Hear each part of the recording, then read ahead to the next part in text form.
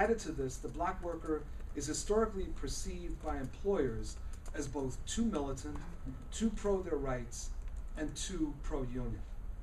As a result, they're not even perceived as a vulnerable workforce at this point in history that can be used to bring down the wages of other workers.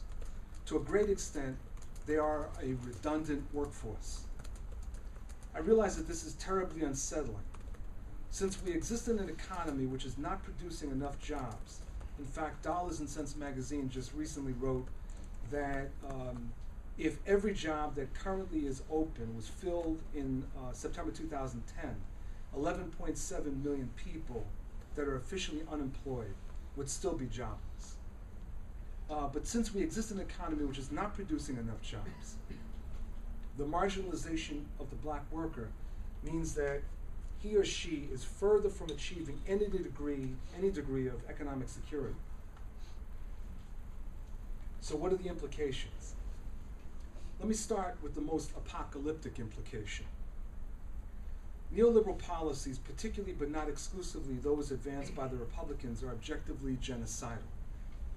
I do not mean that they're genocidal in the sense of targeting African Americans for elimination the way the Jews were targeted by the Nazis.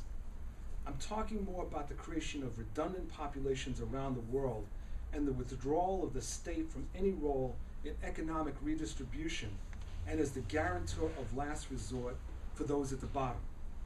The elimination of the so-called safety net means a return to social Darwinism or perhaps social barbarism, with populations allowed to be killed off, for example in Rwanda in 94, or die off, as in the case of indigenous African Americans and the poor generally. I raise all of this not to be melodramatic, but to suggest that it is a major task of the left to raise the implications of these policies that we see unfolding. It is not just that people will have it rougher, it will be that people will die, and they may die in very great numbers.